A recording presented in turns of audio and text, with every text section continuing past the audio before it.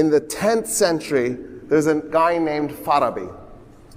The Romans call him Farabius, or Al-Farabius, because the Arabs called him Al-Farabi.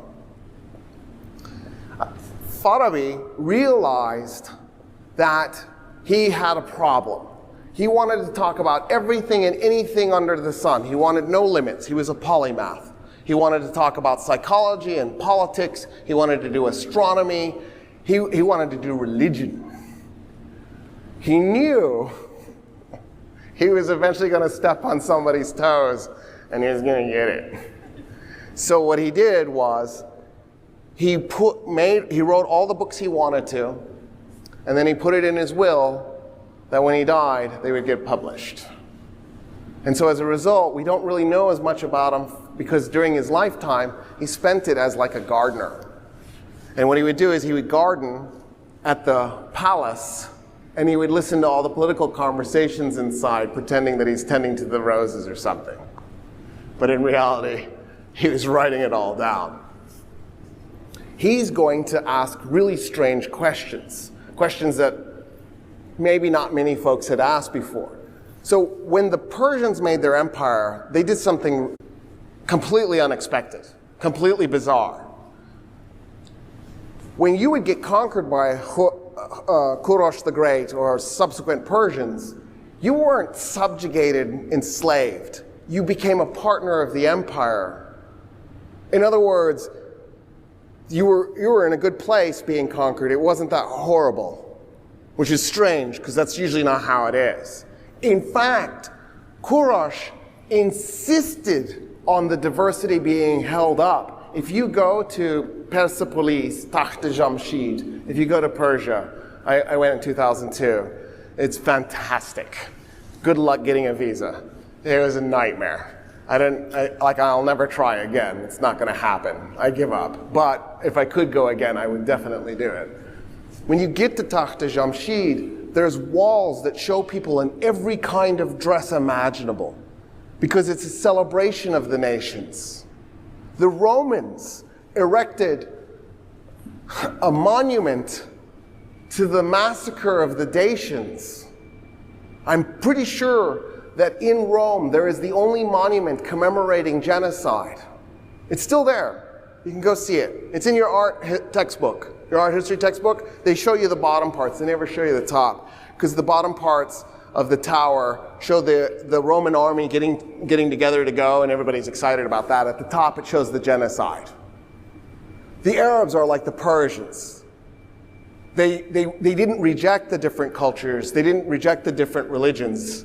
They embraced them and they accepted them. And they said, yeah, cool, keep doing your thing. If you want to convert, do it. In other words, this wasn't a forced empire like so many empires in our history. Al-Farabi asks a question, though, that throws everybody off. Because, so, if I say you're tolerant, that doesn't mean you love the other guy. We should be a tolerant society. That's a really low bar, right? Tolerant is, yeah, the world would be better if you weren't here, but I guess I'll tolerate you. That's not especially amazing when a person says, I'm tolerant of others. What I think would be really amazing is if you said, I really love others. That's a different level. And Al-Farabi asks that question, and he does it in a way that makes everybody uncomfortable.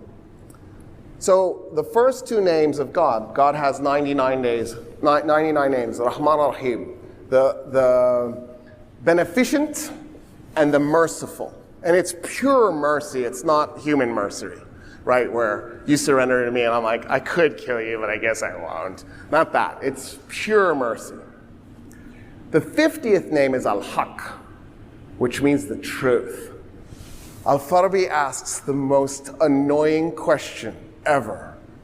If God is beneficent and he's merciful, then why on earth are only 20% of the world's population Christians, Jews, and Muslims? Because in Islam, right, it's built in that Christians, Jews, and Muslims can get to heaven. In fact, they expanded it to include Zoroastrians. What about the other 80%? Did God set them up to fail? It's not their fault that they don't know about the three Abrahamic religions. So is God condemning them to all eternity in hell? This is why he couldn't publish while he was alive. And then he goes, I have no choice but to believe that God gave Hindus Hinduism, and God gave Zoroastrians Zoroastrianism, and God gave Buddhists Buddhism. But if God is al-Haq, if he's the truth, he can't possibly have lied to them. Therefore, every religion must have access to heaven. Therefore, every religion should get equal respect. In fact, he went one step further and said, when you think about it then, the only way to truly know God would be to know every religion. He starts a whole movement. The Sufis go, oh wow, that's amazing. No bounds on what we can study. We can go learn yoga from India and bring it back.